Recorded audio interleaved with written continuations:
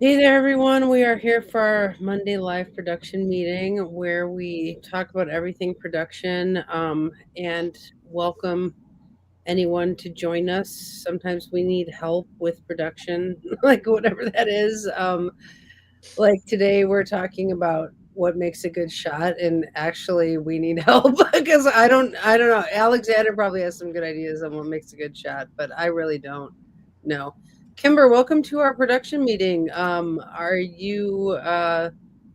What made you decide to join? Um, I've been watching them and just felt like I should join. Nice, you have a show coming up, so it's I cool that do. you're here. I think if since you're gonna have a show at the studio, it's good to be on the production team because this is where we make a lot of I don't know, developments on how we do shows and things like that. So it's good if you're running a show to learn with us, maybe. Yes, I feel like I'll be doing a lot of learning. I feel like I had nothing to contribute to last week's topic, but I was very loving it. Like just I'm new to that. Nice. Have you met Jay Z and Alexander before? I've met Jay-Z. I have not met Alexander. I'm Alexander. Nice to Nice meet to you. meet you. I'm Kimber. Hello, Kimber. Welcome to this group. Thanks. Yeah. Nice. So Kimber and Jenna will be running a show. What did you do you know do you have a name for your show yet? Or We do, Jenna. You say it. You You came up with say it. it. All right. It's existential side quests. whoa, interesting. Isn't it good? Good Yeah, title.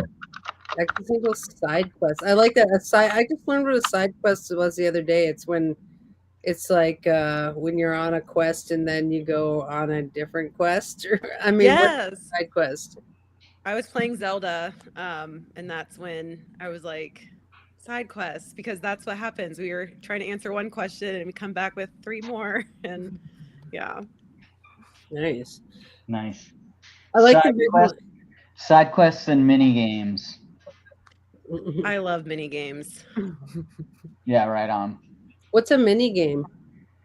A mini game is like when your character goes and you're playing in a video game and your character goes into like a room and then there's like, oh, it's an arcade, and then there's a game machine and your character goes up to the game machine and is like, whoa, I can play this game, and starts playing the game in the game that like pops up and becomes the game.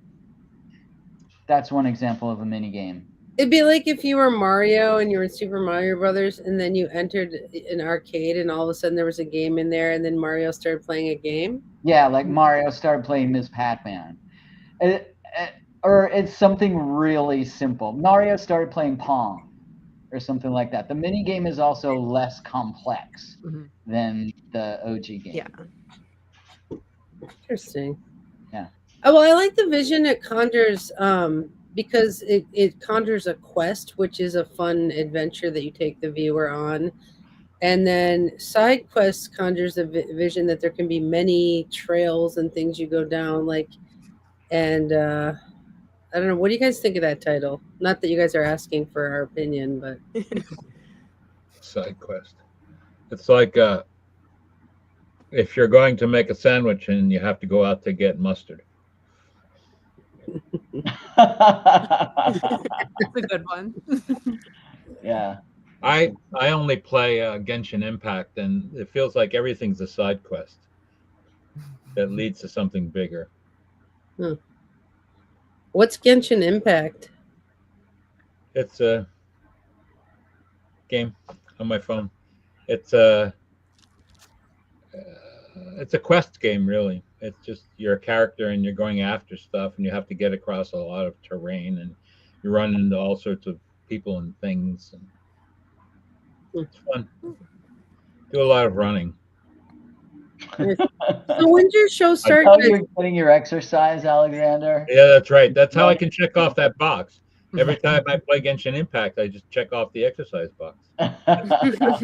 It's fair, You're right? like, I had to run to get to this other thing. Yeah, I had to go up that mountain. That's fair, right?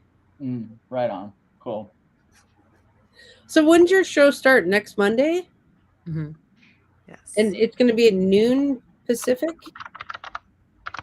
Okay, so people watch for that. That's a live stream, right? Okay. You know what's really cool is when we start on Monday, the moon is at 2 degrees Aquarius with Pluto. That feels really special. Whoa. Are you guys going to make a chart of the birth of existential side quests? We totally should. We should. I wonder what we should do though, because I'm in Central and you're in Eastern, and so it's a slightly different ascendant. But it's like none of the planets really change, I don't think, in their houses. But Uranus is on the ascendant with Jenna, where her location is. Wow. Oh, right. You're in Texas. Central is how many hours from Eastern or Pacific? It's an hour earlier than Eastern, Okay. and then 2 hours later than Pacific. So it will be 2 p.m. Central. 2 p.m. Central. Yeah, it's at 3 p.m. in Maine. It's a 15-degree ascendant in Gemini. But at 2 p.m. in Maine, it's 28 Taurus. I Right. think with the time zone. Oh, so I was thinking of the wrong time. Okay. It's tricky, but I think it's better. I mean, Uranus is great. I love Uranus, but I think the other way has Mercury at 14 degrees Sag on the 15 degree Sag descendant. That feels really nice. And that's the chart ruler. That's awesome. Yeah, I don't know. What do you do there? Do you pick one? I mean, I don't know what the protocol is there. I don't know. We could do a composite of both. Which How nerdy can we get? Side quest. Yes. Your first side quest is what is the chart of this show? right, like how many rabbit hole tangents are we gonna go down? Okay, do we want to do the week in review, Jason? Yeah, let's do the week in review. Okay. That's going to be kind of our way. We do a week in review and then talk about a topic or two topics or something. Yeah, you can go ahead and share that now, yeah? Because I made it stop sharing just so we would be bigger. All right. Cool. All right. Well, just for the week in review, I will just want to show people that we have a new clown who is Ninja Star. Oh, wow. And he has a little bio here. Yes, Ninja Star says, "Embrace the fire within." Oh, nice. Oh my God. I'll have to show this to him. Yeah, I think he'll like it. And then in shorts, we have the Stardoll meets Ninja Star. So technically that was 8 days ago. I could have had it up by last week's, but I didn't. But yeah, and then people can find him on Instagram, and we can watch this amazing video. And that's this week's addition to the website. Nice. He's Great. not a Facebooker, so it's kind of hard for the crowd to get to know him because he's only on Instagram. So I find that with people who aren't on Facebook, the people don't really know them that well. But he's still amazing. If you watch the video, he's a fire dancer. Yeah. So- And then I had a question for you all. So we're live streaming these production meetings, and I wasn't sure if these production meetings are Doll Time or Moira Press. And so because I think on one of our first production meetings, I did put it here on the site, but I'm wondering, do they belong on Doll Time 6 or no? I would say no, because they kind of kill the mojo. They break the fourth wall. Like it's because it's the behind the scenes like thinking. Like maybe we don't want to have it on the art website because we want to have only the art we create on the website. I don't know. That's my thought, but I'm only one person on this in this situation. So yeah, I mean, I agree with that as well. I mean, yeah. I agree with what you said about the wall. yeah. All right, well, cool. So I'm gonna end up taking that one off. And I noticed, Andy, that you were putting them on like the Doll Time 6 YouTube playlist either. And you hadn't put the Ninja Star one there, and I wasn't really sure. Because the last one is the busking one, so not even this merge sketch is. Well, so Doll Time for me was a project with Nina, and Nina left the Mhm. so she didn't want to participate. So for me to add things to that I don't know. I mean, I guess I could change that from Doll Time from being me and Nina to all the clowns. I could just keep adding things to that playlist, and then it would just morph. Yeah, I think you should, because I mean we have the website, and we have the website with that name. So we need to just rebrand your thinking to Doll Time 6 is not the project with Nina, or we need to get a new name and domain. Rebrand your thinking. I like that. That's Well, I real. guess there is a Nina Government. playlist, so maybe a Nina Doll playlist, so maybe that one could be exclusively her, and then Doll Time 6 could be all of us. Hmm. I mean, nobody knows that Doll Time was for you and her except you. So And her, I mean, she might take, issue with that, but I guess.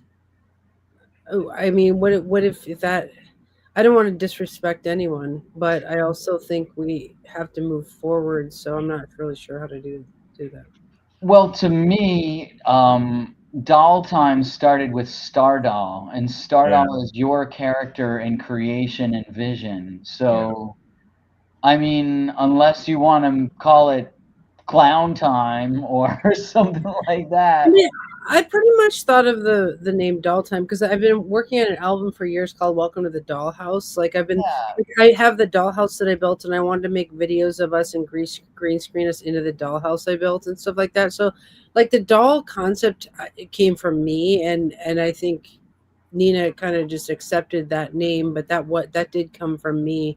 She's got her own project now called Nina in the Library, so I think she's moved forward. So I think let's just use Doll Time 6. There's no legalities around it. Like even if she got upset, I don't think she could get us in a court of law over it. You know what I mean? I don't think it would be a legality. Right.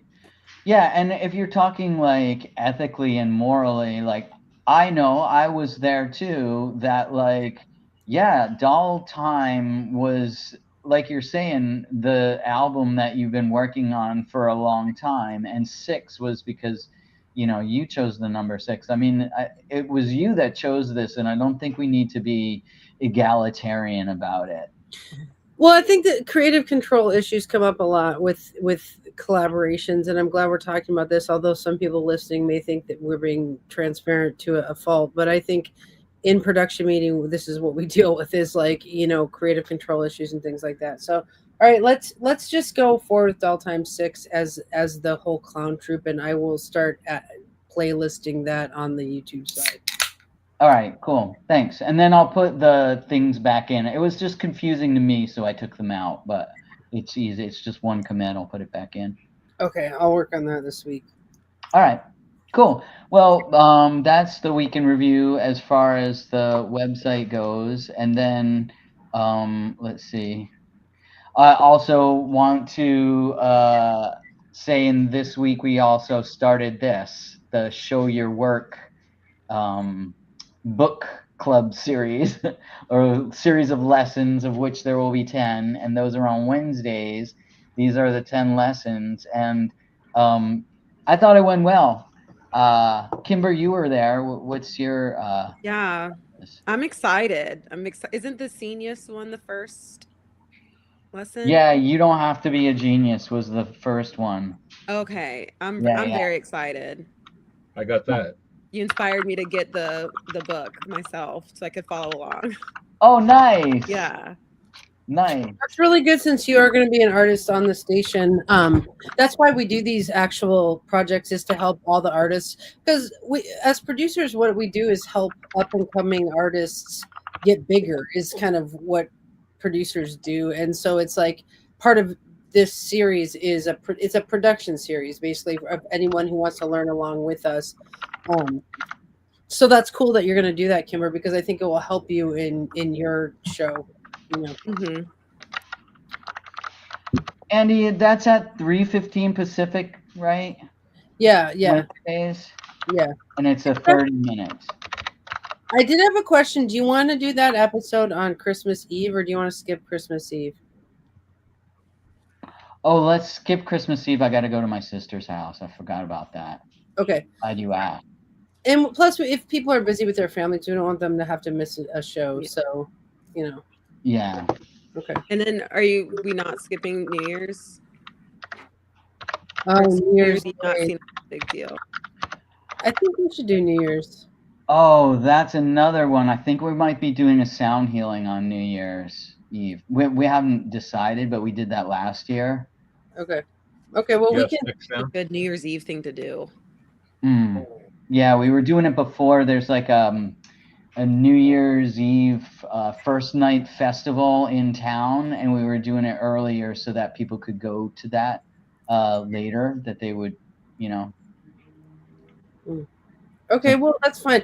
I think taking the holidays off is good because we are literally a workplace. You know what I mean? I know that a lot of what we do seems like it's really fun, but this is it's like a 9 to 5 workplace basically. So I think following the holiday cycle is very good because it mimics the fact that we are working and then we are taking days off. Speaking of holidays, has Ricky said anything about New Year's? I'm supposed to. Oh yeah, okay. I'll talk to Ricky this week about Christmas Eve and New Year's because we're supposed to meet on New Year's, right? Yeah. Yeah. Okay, we'll figure that out because he travels, but he also likes. Last year, I think he wanted to do the episode on New Year's. He's not like a big holidays person, so we'll have to ask him tomorrow or Wednesday. Okay. All right. Anything else on the weekend review from you, Daisy? Nope, that's it. Thank you. I have something from us, which is we have decided in our production meeting on Sunday, we decided that we're going to start doing monthly open mics. Oh, yeah. So we're kind of talking, because we switched everything to live stream, we're talking about how we can be more of an activities creation troupe on live stream, not just talk shows, because once you start live streaming, it's like, like Jenna, when we did the show where we jammed live, that kind of opened me up to the idea that we could actually do activities on live stream, not just talk shows. So we just did the Grill Ricky episode. So I think grills could be a thing we do where we have a guest on and we grill them. We're going to do these open mics. We got to test the sound to make sure that people we can hear the instruments on live stream, but I think we can, whereas Zoom cuts them out. I mean, I could go grab an accordion. We could test it right now. Should we go do that? Probably. Why not? I'll be right back. But there's other things, like I got this little mini Zoltaire. He's like a fortune teller, and so I'm gonna do an event where we do live fortune telling with Zoltaire. But I want the crew to start thinking about what we can do with live stream that's not just shows, but more activities. Like if we think of us as like a nightclub or a coffee shop where astrology happens all the time. But like, what is it? Is it rune readings? Is it this? And Jenna and Kimber, because you guys have a show, and Jay-Z too, all of you guys are actors on the show. You can just say, I want to do this event, and then we can produce that event. Once you guys start figuring out how to use your page on the StreamYard, you guys can set up events whenever you want, as long as they get marketed or whatever. But I think see how live stream can be used for something more than just like a talk show. It can be events too. The Astro Dice, we could do like tarot, and everyone brings the deck, and we do a similar thing with asking questions. Totally. I actually scheduled today a few fortune telling ones. Well, fortune telling with Zoltaire, and then fortune telling episode with runes. So we could also do one with tarot, but that was not mimicked off of Astro Dice. That was just me getting the Zoltaire and being like, oh, this would be so cool. Like do readings for people who come to the room, you know? But we could do different divination methodologies, you know, kind of thing, and have different tarot readers and stuff. Yeah, that would be fun. Okay. Let me go grab an accordion. I'll be right back. Cool. We could do dowsing rods too. I'm really bad at them, but maybe someone else is good. We could do remote dowsing where you hold the rods and somebody else like feels where it is. Yes. Remote dowsing. What day is the open mic? I think it's the third Friday in January, and then the fourth Friday in February, because we're gonna be. Oh, Andy's getting married. Right. Oh yeah. Yeah. Andy, do you remember? Was it the third Friday or Saturday in January, and then the fourth one in February? Yeah, it's February 28th in February, but we're going to do every other third Saturday for the year. We're going to do them for a whole year. Okay. And open mic, you could read poetry and stuff too. Nice. Mm-hmm. Yeah, we were thinking like Alexander, if he wanted to come, could read like a screenplay. No pressure. I know you have your kids and stuff, Alexander, but if people could read, they could do astro information. I mean, we could have people sign up beforehand, or they could just show up. You know, I love it. don't you think that'd be fun? I mean, open mics often you sign up just as it's starting. Yeah, we thought we would kind of seed it, like we could start, you know, and then that will get everybody kind of break the ice. Like, I don't mind going first, so I'll just go ahead. I can go ahead and do that, and then people will start catching on. All astrology related?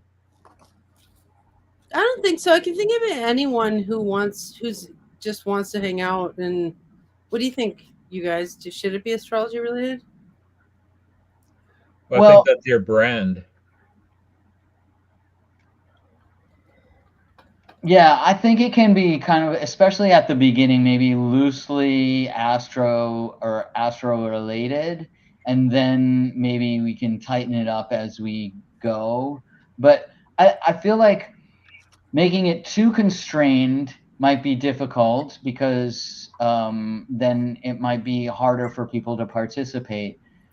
And then on the other hand, giving someone a constraint in an artistic thing sometimes is more inspirational, you know? So I think we should try to get people to attempt to do it astrology related, but have a wide interpretation of that. So we should think of a name for it, like either Astro Open Mic or Random Content Generator, or like we should think, just like we have a title, Everything Under the Sun, we should think of something for the open mic. Open Astro. That's cute. Open Astro. That's almost alliteration. Sorry. Open Uranus. That's right. We could call it Uranus Venus Hours. Brought to you by Kaopecti. The Venus Uranus Hour, or the Venus Uranus, because that would be like creativity but unexpected. Well, let's think for a week. We don't have to The decide. stars of Uranus. Stars of Uranus. We could call it Star Time. We could call it Star Time. Oh, that's Ooh, that's a good one. Just leave Uranus out of it. I like Star Time because it's like when all of us who are normally just like at the school doing talk shows all of a sudden like show off, you know? Yeah. Mhm. Yeah, it's like it's time to be a star. And it kind of plays on the doll time, you know, the time thing, and the whole thing of astrology of being about time and what time is it and Kairos time, you know. We don't have to use that name, but that's just one that seems contagious enough and that would kind of goes with what we already got going on. I have Yeah. a question. So would that be, so is there art that's a part of the open mic if it is astrology themed? Like, I don't know, if I wrote a letter to Mars, like, Yeah. could I? Is that the type of thing that could also show up? Oh yeah, totally. Okay. Yeah, and if somebody has a piece they made that's visual art, they could spend their 5 minutes talking Showing about what it. they made or something. Okay. I like that. It's like Yeah. show and tell of anything creative, and people can go more than once if we don't have enough signups. I mean, we'll have to see how popular it gets. You know, events grow over the time. If you do them relentlessly and consistently, they grow. And so, you know, the beginning might just be just us, but then it might grow, you know. So, okay, so let's test this out to see if you can hear the accordion because Zoom cuts out any music. And what we need to know is if you can hear it so that people can actually play instruments on the thing because that's going to be crucial. So let me know if you can hear this.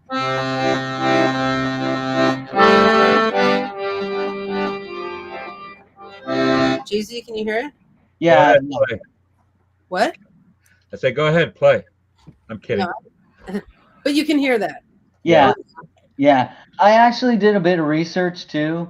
And you see the gear icon on the bottom there? Where yeah. If you click on that and then go to audio and then say stereo audio, you have to click off noise echo cancellation and say stereo audio. That is also a way. Okay, I just Except did it that. won't So work if you're not wearing headphones.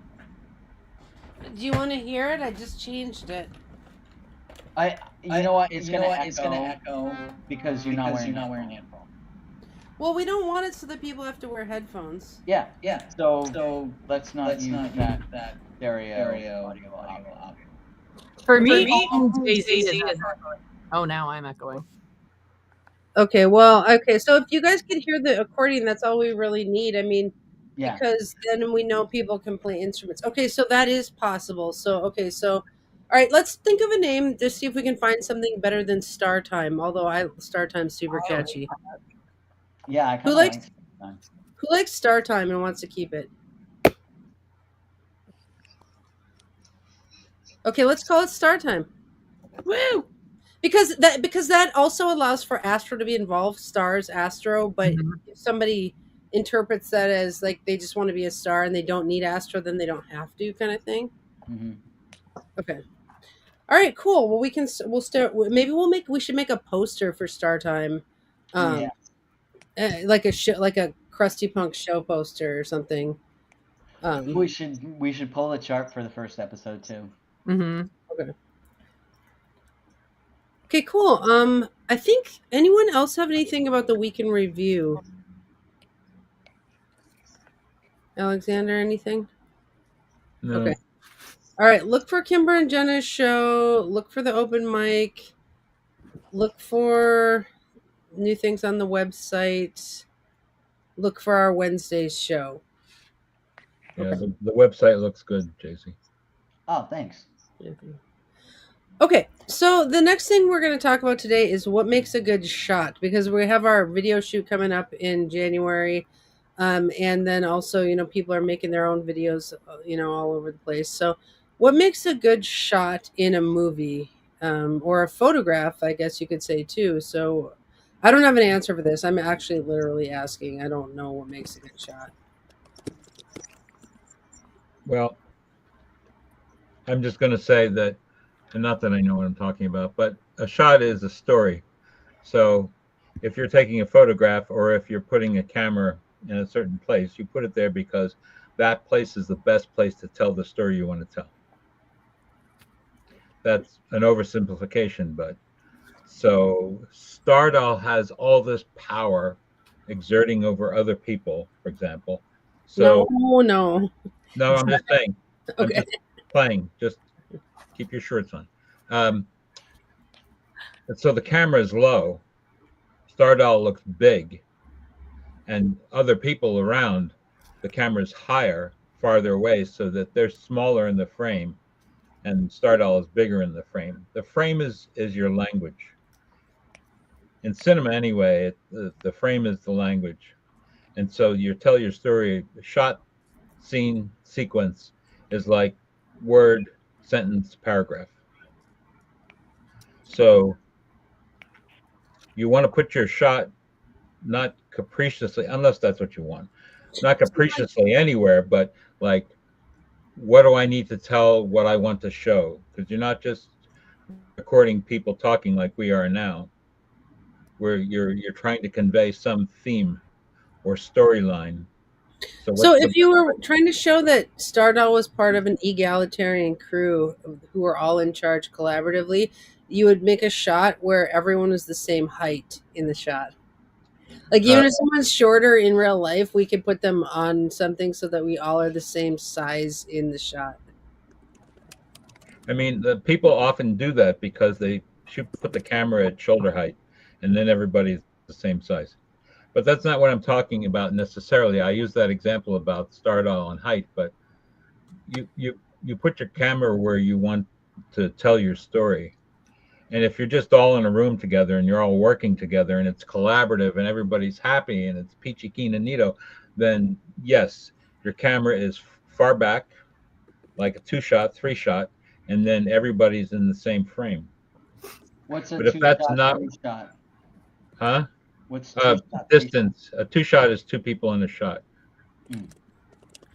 And then, it depends. I mean, there are very different film styles between realism, formalism, German expressionism. And if you want to show, you can do a shot where Stardoll has been, so there's smoke in the place Stardoll was. And then there's a shot of Stardoll doing what Stardoll is doing now. So all those things, wherever you put the camera is a storyline. You know what's weird? I got a bunch of smoke balls when on my trip this week for our videos. I was like, maybe we can use these smoke balls or something. And that's so weird that you just said that. So if someone was there and then they disappear, we could put a smoke ball where they were, like, yeah, be a thing. Yeah, and if they disappeared and you wanted to show that they were there and they just poofed down into the floor, then you have a shot of the smoke. You have Stardoll going, "Thanks for the Rice Krispies," and then poof, and everybody is looking down at the space where you show shots of people looking down at the space where Stardoll was. So you convey that Stardoll was in the space that was lower and now gone. And that's your story. So if we wanted to make Jay-Z look big and like has power over Stardoll, then we would make him in the screen in a 2-shot, and he would be really big in the screen like That's that. right. Yeah, his presence in the frame would be bigger. It's not necessarily that the camera would be lower, but you'd have to find some way to convey that he has more power in the frame than Stardoll has power in the frame. Yes. Okay, this actually applies to talk shows. So Jenna and Kimber, this will apply to you too. So one of the things that makes a really weird shot is like when one of the talk show people is like this in the screen. See how small they are, but like how big Jay-Z is in the screen. Like, so if he and I were on a talk show together and I was really small on the screen and he's really big, you would feel like he has more power than I do in the talk show. Right? And it's not necessarily all about power. It's about driving the action. So the person, you emphasize who's driving the action, who's controlling the frame. Because the frame is it. There is no other language. Me talking is bullshit. Everything is in the frame. That's the language. Well, I keep tripping on the power thing because this is something I didn't have language for, but I've noticed just in making shows, it's like it drives me nuts when somebody's really small in the frame, or if I do this in the frame, if I like lean forward in the frame, it actually exerts power in the show. You know what I'm saying? But like, so I always have to, when I'm on shows with other people too, I always have to make myself exactly as big as they are in the frame to equalize the power dynamic. I do that all the time. But I just want to just really formalize what you're saying so that everyone here knows and hears that message is how much you take up in the frame is how much alphaness you exert in the frame as well. Maybe, but it also might be just that you're part of the story makes you bigger. And if you're not a reliable narrator, it might be that you're pushing your story bigger. And the other people in the frame have to and the other frames have to discover whether you're a reliable narrator or not. That's confusing. I'm at the distance from my camera because it sits on a shelf in front of me and I don't have the patience to fuck with it. But if the shelf was too far away that it was ridiculous, you would change it. I mean, Yeah, you sure. decided to put it on that shelf. Yeah, I put it on the shelf on a tripod because I don't want it on my laptop so that every time I close the laptop, I have to mess with it. But if I set it up someplace where I'm here and I look like a floating head, which, you know, a certain perverse part of me likes, I would have to mess with it. I would have to put it someplace else. Yeah. What about like the comedic side of like being like that? Like Yeah. Ace Ventura. I was thinking. So that's actually something in acting called physicalization, which we worked on in production meetings. That's exactly what. Yeah, totally. That's like kind of clowning. That's kind of clownish, but there's something in acting called physicalization. So we work on this in the talk shows. Like for example, talk shows can get real boring if you're like this, but if you're like, well, you know, or hey, stop, or like you put your hands in the screen, it actually creates a lot of I don't know, like motion in the screen, which they call physicalization. Do you think it affects the algorithm or more affects the viewer? Or both? Well, the algorithm is the viewer. I mean, that's one of the things I will tell you that I've learned in this industry is everyone who says something's the algorithm is pissed off because they're not getting views. It's only the algorithm if you're not getting views. If you're getting views, it's actual real people choosing to watch your show. And yeah, I mean, never mess with the algorithm. If people are not watching, it's because they don't like what you're making. Sorry if that's a harsh truth. No, I love it. You're keeping it real. Because it's always been like this mysterious, like, oh, you have to do this and make sure your shot has this in it and this and this. So the algorithm favors it. And you're saying if you make something worth watching, people will find it.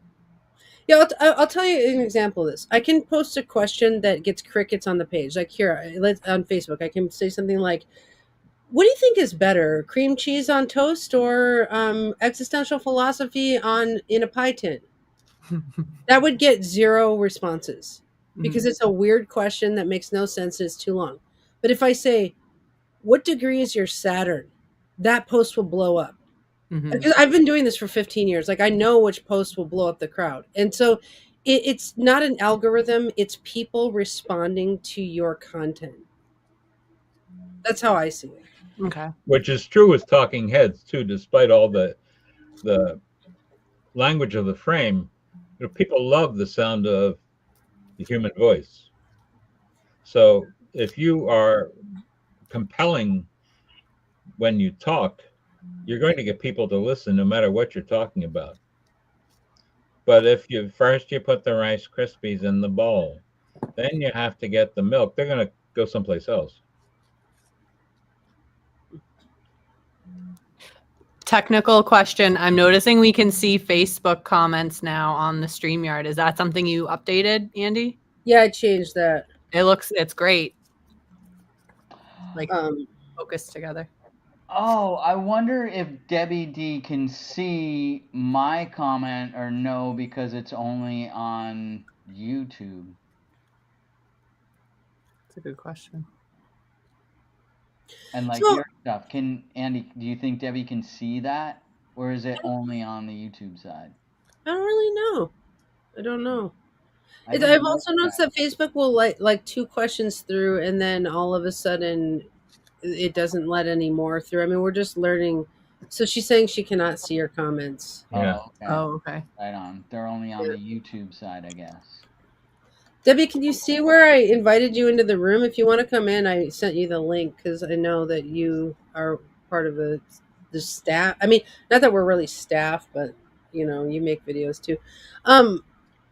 So anyway, yeah. So I think I do think that how people position themselves in the screen on the talk show side of things and your background makes a good shot.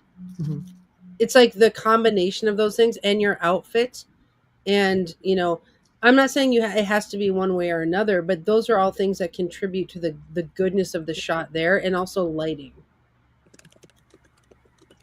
Yeah, lighting, in film, most cinematographers are experts at light. In many ways, that's really all we're ever talking about is light. Hey, Debbie, I'm gonna email you the link. And bow ties. Bow ties are cool. Yeah, the lighting for me. So for me, backgrounds are easy enough now, especially now that I'm sitting over here and I have my, like I intentionally have this guy in the background and that like bit up here in this because that's what I learned in art school. That you divide the frame up into 9 pieces and Yeah. then you be like either here or here. You have your eyes here. On the 1/3 Right. and there, just like the iPhones give you that grid, it really is pretty formulaic. That goes Debbie, I back to just photographer emailed you the Ansel link Adams. if you want to join us. Sorry, go ahead, Alexander. That goes back to photographer Ansel Adams, whose famous pictures of El Capitan in places in the national forests, he did the same thing. He picked zones. Hmm. Of course, Jay-Z, I missed your elegant castle. Oh yeah, no, I'll have to move back over towards it. I like the castle. So wait, But I you like this missed that too. you I were mean, talking about the 1-3 or the 2-3? Are you talking about the 2-3? Yeah, like if you split your screen into thirds like this vertically and also thirds horizontally. Yeah, this is what I learned in photography class as well. yeah, Then on those imaginary lines is like, see how my eyes are on the 1/3 line? yeah. It's visually appealing to people like that. See And how if as a photographer you think about what each of those thirds represents, your pictures will be better. mm, like this third over here is where the goat is. The goat and the gold radiator and the balls that are hanging. Like that is intentionally that I put that over there and I'm in the middle. Or if I have just a blank screen, I'll be like over here and then have 2/3 blank, but not be in the middle. I'll Yeah, be over here. Hmm. Does that yeah, make sense? yeah. Like I mean, Alexander is now. Yeah, he right. sits off on the 2-3. He's on the 2-3 line, which actually looks kind of arty. Yeah. Like let me try to sit on the 2/3 line. How's that look? Yeah. Yeah, it's more artistic. Yeah, that It's more looks good. formulaic, So but it's more artistic. but in Jay-Z's picture, this blank space to his left, that's an empty space. It's almost inviting. We want to know what about that space. It's like, and in my space, you could say that there could have been something here. There might have been something missing. There might have been something that was here that left. None of that's true. It's just because I put the camera in an easy spot for me, but that space conveys a lot. And in Jay-Z's, I think it conveys a lot too. But I really like that light that comes down on you. It's very mysterious. Thanks, God. Yeah. Or Yeah, it carries your eye across the frame. That's one thing I learned in art school. I mean, I interpreted art school. I didn't go to it, but you're supposed to do things that draw the eye around an artistic page. So, like with Jenna, with you having the tree there, I kind of like see you, and then I see the tree, and it kind of draws me all around, Right. and that's kind of a good shot. It pulls motion. All right, so this is better than the tree centered. Yes. Yes. Okay. We're Yes. together in the shot. Yes. Totally. It's more Yeah, and there's like Jay-Z's background too. There's dimension as well. Mm-hmm. Okay, I'm gonna change this shot. Now watch this. Okay, I know you guys have hats on, but watch this hat change the shot. Okay. Okay. Hold on. See how it changes it to be kind of silly? Mm-hmm. It Yeah. changes your mood about me, doesn't it? Like everything I say is going to be taken with this silly hat mood. That totally Um, changes the shot. I'm just putting that on there. It's a prop. It's an outfit, but it's a prop. But there's certain something about it, right? And I guess I'm making the point that your outfit absolutely changes the frame of or the shot, whatever it is. Which we know that that's maybe a different episode of wardrobe, but I do think it does change the shot into being a different shot. looking for my hat. I don't know where it is. Yeah. And with Jay-Z, we know he's not going to get mistaken for a deer. Well, I like to wear a hat also because then my head sometimes gets like a glare from the light and stuff. Yeah. And then also it doesn't define well against the background. Mhm. Yeah. And I like it better with a hat because then it's like my head is better, I don't know, defined. What's it called where like on Debbie's it's like a bullseye almost. Like you're drawn into her face in the center. Is Yeah. that That doesn't, well, in my humble opinion, my eye doesn't move anywhere. What No, if I'm not- Debbie went 2-3 and moved to the side of her thing? that would be more, that would, Oh, I like that. I like that. But okay, see how you can see her background now and how it breaks the fourth wall? Like the fact that you can see her background, that's not a great that changes the shot. Watch this. That changes the shot. Now you can see my studio. Whereas if I'm like this, you can't see the studio. That changes the shot. Mhm. You know what? Is that the right term? It breaks the fourth wall. Like you can see the production in the production when you break the background like that. yeah. yeah. I mean, typically the breaking the fourth wall means that the characters interact with the audience. But I guess that's not true here. It breaks the illusion Yeah. or something. I like that breaks the illusion. What do we think of Kimber just sitting on her couch? Chilling. It's great. Relaxed. It looks very relaxed. I like you moved your camera at some point so that the one of those pictures was in the frame, Yeah. both of them actually, Mhm. and I sort of like that because it pulls your eye to you and then past you. So Yeah, I think Kimber, we see that she's at home on the couch. Then that's a whole nother thing. It's like that's telling a story, and the story is that she's participating and kind of letting us into her life. That's another story that it's telling. Like more authentic feeling. Yes. Yeah. Yes. Interesting. Let's try this. Okay, let's put me. I'm just changing stuff. This is Socratic learning where we change stuff to learn stuff. How does this change my shot? What do you think of this shot? Well, I like the background, but I'd like to see you more. Yeah. But I'm being arty. Okay, so you want the full body in the shot, like so. It'd be okay if I was like 2/3 in this, like this. Oh, but now that blue thing. See, this thing ruins the shot right Yeah, here. yeah. This ruins the shot. And the red thing actually doesn't ruin this shot. It kind of pulls your eye because it's the only really colorful thing back there to me. Interesting. The blue though goes with the background on your name. Okay, interesting. So I think one thing that makes a shot a good shot is being intentional. A lot of so when you're podcasting, right? This idea that you are just sitting in your house talking, and sometimes we look really lo-fi here, like we just look like we're just at home talking, but it's intentional. Like I'll literally set myself up in front of a living room thing to look like I'm in the living room just chilling. But that was an intentional choice, right? So we don't necessarily want to accidentally just look too colloquial. We want that to be a choice. What about consistency with that? What do you guys think about consistency in podcasting? You mean like in podcasting, should you be in the same spot kind of thing? Yeah, and like if you use a specific background, should you continue using that? Well, I think there are two kinds of audiences. I like recognition of the same kind of thing. I want to see the routine of it, blah blah blah.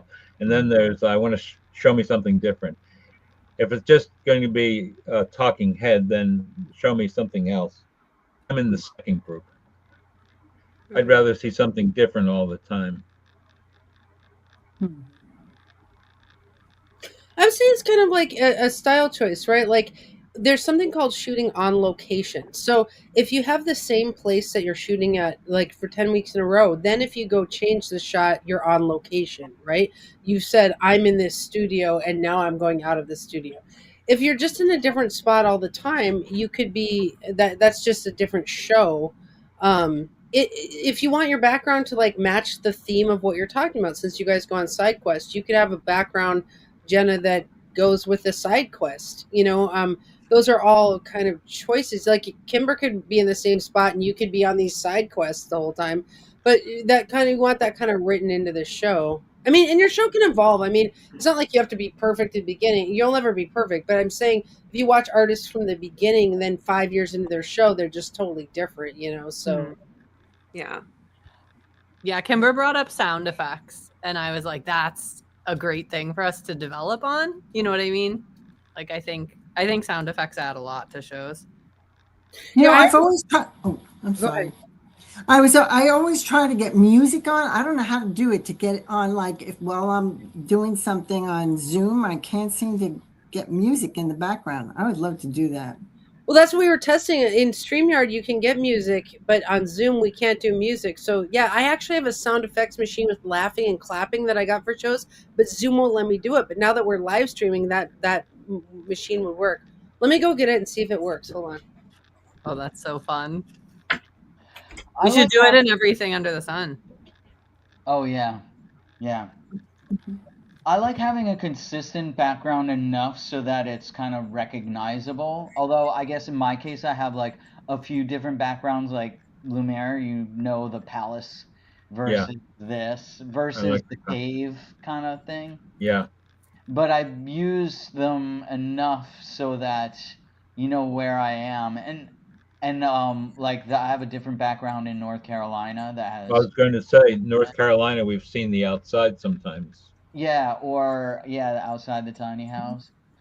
But the side quest thing was making me think, Jenna and Kimber, like you could have your usual backgrounds, and then when you're on the side quest, it will signify that because you will have a different background for like a special side quest. Then it would be more impactful, if you're usually in the one place. Maybe that was what Andy was saying. Yeah, you're making me think of like the Alice in Wonderland like spiral tunnel where we're now just totally off the grid. Yeah, and we're yeah, like a fun house. It might be fun for you to both have the same background, which thanks to videography we can do now, I guess. Like green screen. Yeah, sure. Well, one guy at where I work, before COVID, they worked in an office. So before he left, he took a picture of his cube and then he uses it as the background of his thing.